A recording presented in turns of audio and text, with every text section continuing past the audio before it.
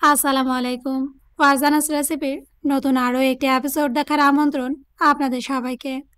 আমি আজকে আপনাদের করে দেখাবো মাত্র 5 মিনিটেই আটা, ডিম আর প্লাস্টিকের বোতল দিয়ে তৈরি ভাইরাল নুডলস।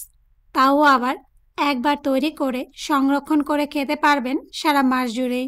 আর আমি গ্যারান্টি করে বলতে পারি, এভাবে যদি আপনার ঘরের লোকদের একবার এই নুডলসটা রান্না করে খাওয়ান, তাহলে কিন্তু সবাই বারবারই খেতে চাইবে।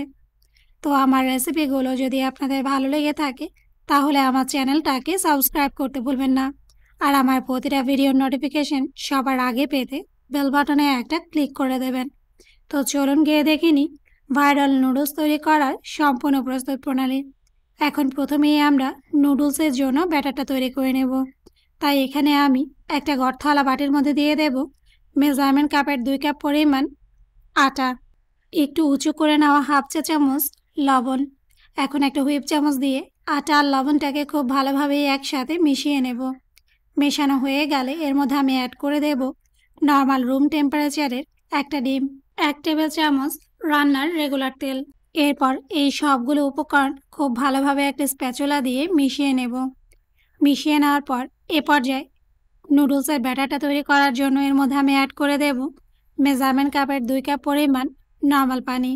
মানে হলো ঠিক যে পরিমাণে আমরা আটাটা ব্যবহার করব, সেই পরিমাণেই কিন্তু পানিটা নিয়ে নিতে হবে। 3 থেকে 4 ধাপে আটার মিশ্রণের মধ্যে পানিটা আমরা দিয়ে দেব। একবারেই কিন্তু সম্পূর্ণ পানিটা আটার মিশ্রণের মধ্যে দিতে যাবেন না, না হয় ব্যাটারের মধ্যে কিন্তু দলা পাকিয়ে যাওয়ার সম্ভাবনা থাকে। এখন এই সবগুলো উপকরণ খুব ভালোভাবে একসাথে মিশিয়ে নিলেই কিন্তু তৈরি হয়ে যাবে ভাইরাল নুডলসের জন্য পারফেক্ট একটা ব্যাটার।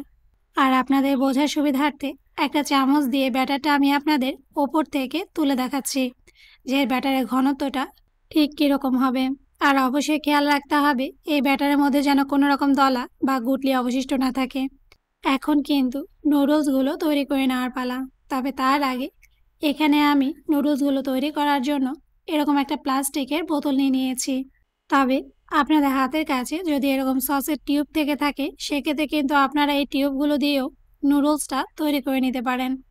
কিন্তু সবার হাতের কাছে যেহেতু এরকম টিউব থাকে না, তাই আমি আপনাদের এই বোতল দিয়ে নুডলসটা তৈরি করে দেখাবো। আর এর জন্য এখানে এই বোতলের ঢাকনার মধ্যে আমি ছোট একটা ফুটো করে নেব। তাই একটা বই খাতা সেলানোর ভোমর আগে থেকে আমি হালকা একটু গরম করে নিয়েছি।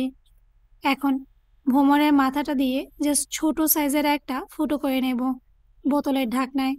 আর এই কাজটা আমি কী করে করেছি সেটা আপনারা ভিডিওটা দেখলেই কিন্তু খুব সহজেই বুঝতে পারবেন।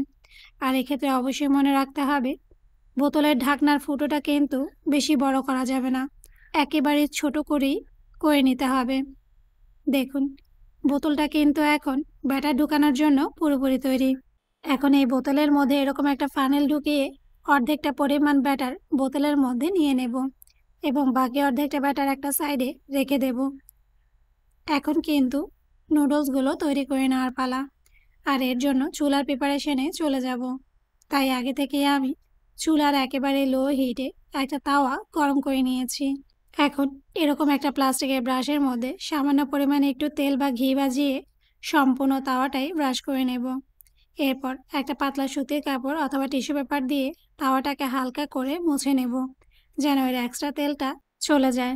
এখন আগে থেকে যে বোতলের মধ্যে ব্যাটারটা আমরা ঢুকিয়ে রেখেছিলাম, সেই বোতলটা নিয়ে ঠিক এভাবে আবারও একটু উপর নিচে ঝাঁকিয়ে নেব। এরপর বোতলটাকে উল্টে প্যানের মাঝখান থেকে শুরু করে ঠিক এভাবেই আমরা নুডলসের ব্যাটার দিয়ে সার্কেল তৈরি করে নেব। এরপর 1 থেকে 2 সেকেন্ড অপেক্ষা করলেই দেখবেন সম্পূর্ণ সার্কেলটাই ড্রাই হয়ে যাবে। আর যখন দেখবেন সার্কেলটা ঠিক এরকমই ড্রাই হয়ে গেছে, হাতে বাজছে না, তখন একটা স্প্যাচুলা দিয়ে সম্পূর্ণ সার্কেলটাই চারধার থেকে মাঝখানে নিয়ে আসব। আর দেখুন এরই সাথেই কিন্তু তৈরি হয়ে গেছে একেবারেই নরম তুলতুলে পারফেক্ট নুডলস। এখন এই নুডলসটা আমি একটা প্লেটের ওপর তুলে নেব এবং সেমভাবে আপনাদের বোঝার সুবিধার্থে আবারও নুডলসটা তৈরি করে দেখাবো। এর জন্য আবারও বোতলটাকে ঠিক এভাবে হাত ঘুরিয়ে সার্কেল তৈরি করে নেব। এরপর ব্যাটারের সার্কেলটাকে কয়েক সেকেন্ড পর মাঝখানে এনে নিলেই কিন্তু তৈরি হয়ে যাবে ভাইরাল নুডলস। এখন সেমভাবে সম্পূর্ণ ব্যাটারটা দিয়েই আমরা নুডলসটা তৈরি করে নেব। দেখুন সম্পূর্ণ নুডলসটাই কিন্তু তৈরি করে নেওয়া হয়ে গেছে। আর আপনারা একটু খেয়াল করলেই বুঝতে পারবেন এই নুডলসটা আসলেই কতটা পারফেক্ট হয়েছে। আর একটু খেয়াল করুন, নুডলসটা একেবারে নরম হয়েছে ঠিকই, কিন্তু একটু ছিঁড়ে যাবে না। নর্মালি বাজার থেকে কিনে আনা নুডলসটা সেদ্ধ করার পর ঠিক যে টেক্সচারে থাকে, এই নুডলসটাও কিন্তু সেই টেক্সচারেই আছে। আর এখন এই নুডলসটা আপনারা কি করে সর্বোচ্চ 1 মাস পর্যন্ত সংরক্ষণ করে রাখতে পারেন সেই পদ্ধতিটাই দেখিয়ে দেব। এর জন্য সম্পূর্ণ নুডলসটাই আমি আবার একটা বড় সাইজের ছড়ানো গর্তওয়ালা বাটির মধ্যে নিয়ে নিয়েছি। এখন এই নুডলসের মধ্যে আমি অ্যাড করে দেব 2 টেবিল চামচ রান্নার রেগুলার তেল। এরপর নুডলস আর তেলটাকে হালকা হাতে খুব ভালোভাবেই মিশিয়ে নেব। আর মেশানোটা দেখলেই কিন্তু আপনারা বুঝতে পারবেন এই নুডলসের টেক্সচারটা কতটা পারফেক্ট হয়েছে। দেখুন, সম্পূর্ণ তেলটাই কিন্তু আমি নুডলসের মধ্যে মিশিয়ে নিয়েছি। এখন একটা এয়ারটাইট বক্সে তেল মাখানো এই নুডলসটা আমরা নিয়ে নেব। এরপর বক্সের ঢাকনাটা লাগিয়ে বক্সটা আপনারা ডিপ ফ্রিজে রেখে সর্বোচ্চ 1 মাস পর্যন্ত সংরক্ষণ করে খেতে পারবেন, যখন খুশি তখন। কোনো সমস্যা নেই। 1 মাস পর্যন্ত ঠিক এই অবস্থায় যদি আপনারা নুডলসটা রাখেন, তাহলে কিন্তু এর স্বাদ বা টেক্সচার কোনোটাই নষ্ট হবে না। ডিপ ফ্রিজে খুব সহজেই নুডলসটা সংরক্ষণ করে আপনারা খেতে পারবেন। তবে আমি কিন্তু আজকে আপনাদের সংরক্ষণ করে না, এই নুডলসটা আপনাদের অথেন্টিক চাইনিজ রেস্টুরেন্টের স্টাইলে তৈরি করে দেখাবো। আর এর জন্য প্রথমেই আমরা নুডলস রান্না করার জন্য স্পেশাল সসটা তৈরি করে নেব। তাই এখানে আমি আবার একটা বাটির মধ্যে দিয়ে দেব 2 টেবিল চামচ হট টমেটো সস, 1 চা চামচ ডার্ক সয়া সস, 1 চা চামচ ওয়েস্টার সস এবং হাফ চা চামচ চিনি।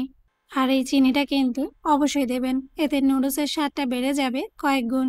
সেই সাথে এই নুডলসের স্বাদটাকে 3 গুণ বাড়িয়ে দিতে সবচেয়ে গুরুত্বপূর্ণ যে উপকরণ, সেটাই এখন আমি এই সসের মধ্যে দিয়ে দেব। আর সেটা হলো ভিনেগার।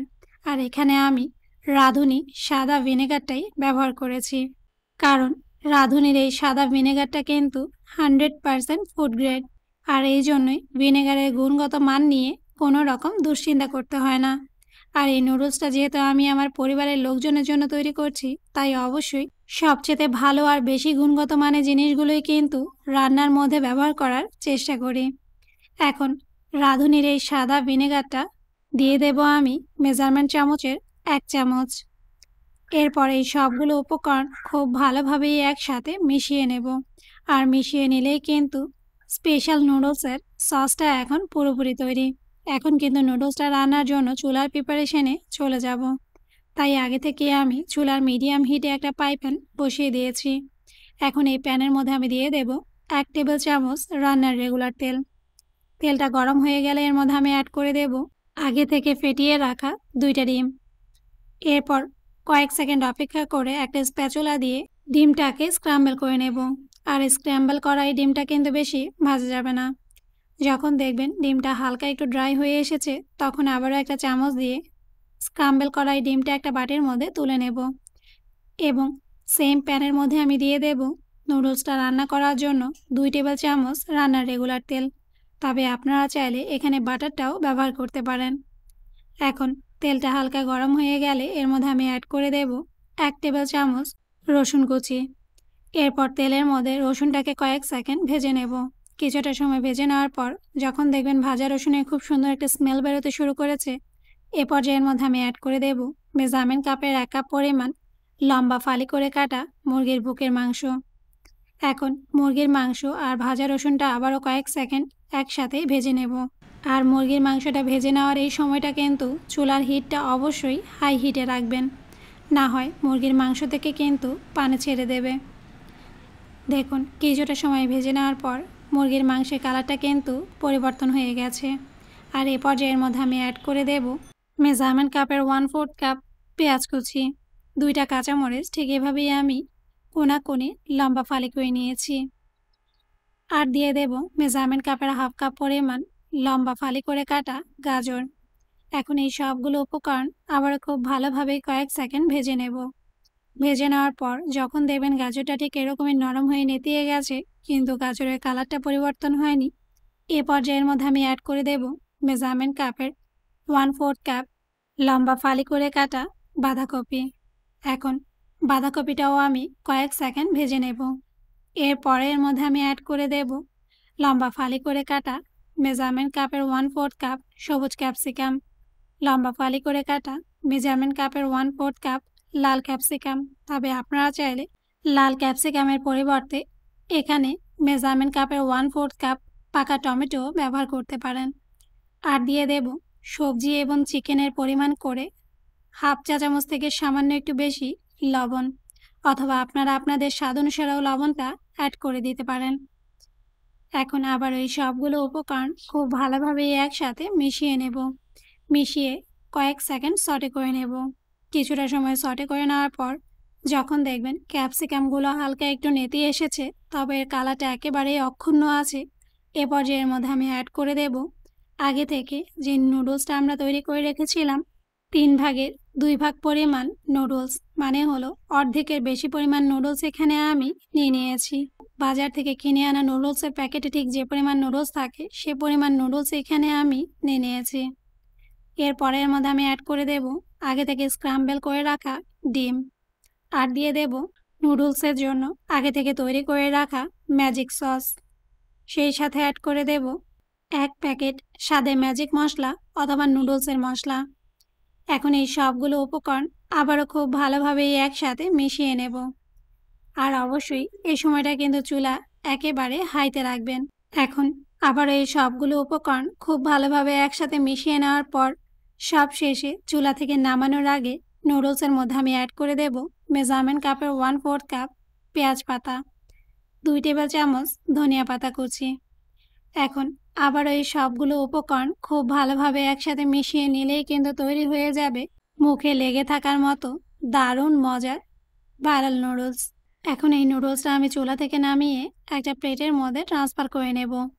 তো দেখুন এরই সাথেই কিন্তু তৈরি হয়ে গেল এক কথায় অসাধারণ স্বাদের ভাইরাল নুডলস। তো আপনারা কিন্তু অবশ্যই এই নুডলসটা বাসায় ট্রাই করে দেখবেন, আর আমাকে কমেন্টস করে জানাবেন আপনাদের কাছে এই নুডলসের স্বাদটা কেমন লেগেছে। তো আমার রেসিপিগুলো যদি আপনাদের ভালো লেগে থাকে তাহলে আমার চ্যানেলটাকে সাবস্ক্রাইব করতে ভুলবেন না, আর আমার প্রতিটা ভিডিও ফ্রেন্ডস এবং ফ্যামিলির সাথে শেয়ার করবেন। আজ এই পর্যন্তই। আগামীকাল আবার দেখা হবে আরও একটি নতুন ভিডিওর সাথে। সেই পর্যন্ত সবাই ভালো থাকবেন, আর আমার জন্য কিন্তু বেশি বেশি দোয়া করবেন। আল্লাহ হাফেজ।